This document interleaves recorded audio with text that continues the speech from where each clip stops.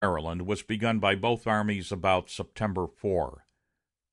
On the 13th of that month, McClellan had reached Frederick, while Lee was by that time across the Catoctin Range at Boonesboro, but his army was divided. He had sent a large part of it back across the Potomac to capture Harper's Ferry and Martinsburg. On that day there fell into McClellan's hands the copy of an order issued by General Lee 3 days before, which, as McClellan himself states in his report, fully disclosed Lee's plans. The situation was, therefore, as follows.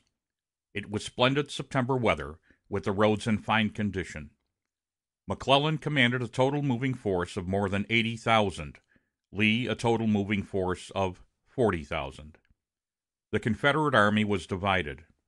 Each of the separate portions was within 20 miles of the Union columns, and before 6:30 on the evening of September 13th, McClellan had full knowledge of the enemy's plans.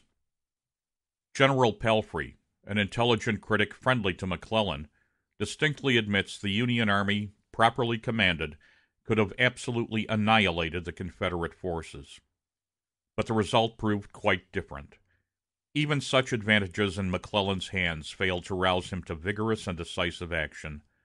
As usual, hesitation and tardiness characterized the orders and movements of the Union forces, and during the 4 days succeeding, Lee had captured Harper's Ferry with 11,000 prisoners and 73 pieces of artillery, reunited his army, and fought the defensive battle of Antietam on September 17 with almost every Confederate soldier engaged, while one-third of McClellan's army was not engaged at all, and the remainder went into action piecemeal and successively, under such orders that cooperative movement and mutual support were practically impossible. Substantially, it was a drawn battle, with appalling slaughter on both sides. Even after such a loss of opportunity, there still remained a precious balance of advantage in McClellan's hands. Because of its smaller total numbers, the Confederate army was disproportionately weakened by the losses in battle. The Potomac River was almost immediately behind it, and had McClellan renewed his attack on the morning of the 18th, as several of his best officers advised, a decisive victory was yet within his grasp. But with his usual hesitation, notwithstanding the arrival of 2 divisions of reinforcements, he waited all day to make up his mind. He indeed gave orders to renew the attack at daylight on the 19th, but before that time the enemy had retreated across the Potomac, and McClellan telegraphed, apparently with great satisfaction, that Maryland was free and Pennsylvania safe. The President watched the progress of this campaign with an eagerness born of the lively hope that it might end the war. He sent several telegrams to the startled Pennsylvania authorities to assure them that Philadelphia and Harrisburg were in no danger. He ordered a reinforcement of 21,000 to join McClellan. He sent a prompting telegram to that general: "Please do not let him," the enemy, "get off without being hurt." He recognized the Battle of Antietam as a substantial, if not complete, victory, and seized the opportunity it afforded him to issue his preliminary proclamation of emancipation on September 22. For 2 weeks after the Battle of Antietam, General McClellan kept his army camped on various parts of the field, and so far from exhibiting any disposition of advancing against the enemy in the Shenandoah Valley, showed constant apprehension lest the enemy might come and attack him.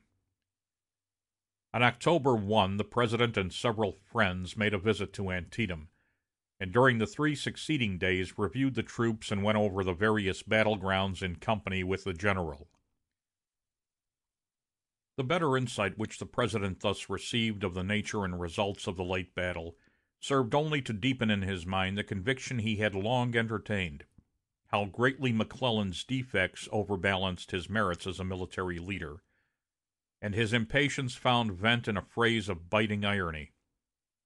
In a morning walk with a friend, waving his arm toward the white tents of the great army, he asked, "Do you know what that is?" The friend, not catching the drift of his thought, said, "It is the Army of the Potomac, I suppose." "So it is called," responded the President, in a tone of suppressed indignation. But that is a mistake. It is only McClellan's bodyguard. At that time, General McClellan commanded a total force of 100,000 men present for duty under his immediate eye, and 73,000 present for duty under General Banks about Washington. It is, therefore, not to be wondered at that on October 6, the second day after Mr. Lincoln's return to Washington, the following telegram went to the general from Halleck. I am instructed to telegraph you as follows. The President directs that you cross the Potomac and give battle to the enemy, or drive him south. Your army must move now while the roads are good. If you cross the river between the enemy and Washington, and cover the latter by your operation, you can be reinforced with 30,000 men. If you move up the valley of the Shenandoah, not more than 12,000 or 15,000 can be sent to you. The President advises the interior line between Washington and the enemy, but does not order it. He is very desirous that your army move as soon as possible. You will immediately report what line you adopt, and when you intend to cross the river. Also, to what point the reinforcements are to be sent. It is necessary that the plan of your operations be positively determined on before orders are given for building bridges and repairing railroads. I am directed to add that the Secretary of War and the General-in-Chief fully concur with the President in these instructions. This express order was reinforced by a long letter from the President, dated October 13, specifically pointing out the decided advantages McClellan possessed over the enemy, and suggesting a plan of campaign even to details, the importance and value of which was self-evident. You remember my speaking to you of what I call your overcautiousness. Are you not overcautious when you assume that you cannot do what the enemy is constantly doing? Should you not claim to be at least his equal in prowess, and act upon the claim? Change positions with the enemy, and think you not he would break your communication with Richmond within the next 24 hours? You dread his going into Pennsylvania, but if he does so in full force, he gives up his communications to you absolutely, and you have nothing to do but to follow and ruin him. If he does so with less than full force, fall upon and beat what is left behind all the easier. Exclusive of the water line, you are now nearer Richmond than the enemy is by the route that you can and he must take. Why can you not reach there before him, unless you admit that he is more than your equal on a march? His route is the arc of a circle, while yours is the chord. The roads are as good on yours as on his. You know I desired, but did not order you to cross the Potomac below instead of above the Shenandoah and Blue Ridge. My idea was that this would at once menace the enemy's communications, which I would seize if he would permit. If he should move northward, I would follow him closely, holding his communications. If he should prevent our seizing his communications and move toward Richmond, I would press closely to him, fight him if a favorable opportunity should present, and at least try to beat him to Richmond on the inside track. I say try. If we never try, we shall never succeed. If he makes a stand at Winchester, moving neither north nor south, I would fight him there, on the idea that if we cannot beat him where he bears the wastage of coming to us, we never can when we bear the wastage of going to him. But advice, expostulation, argument, orders were all wasted, now as before, on the unwilling, hesitating general.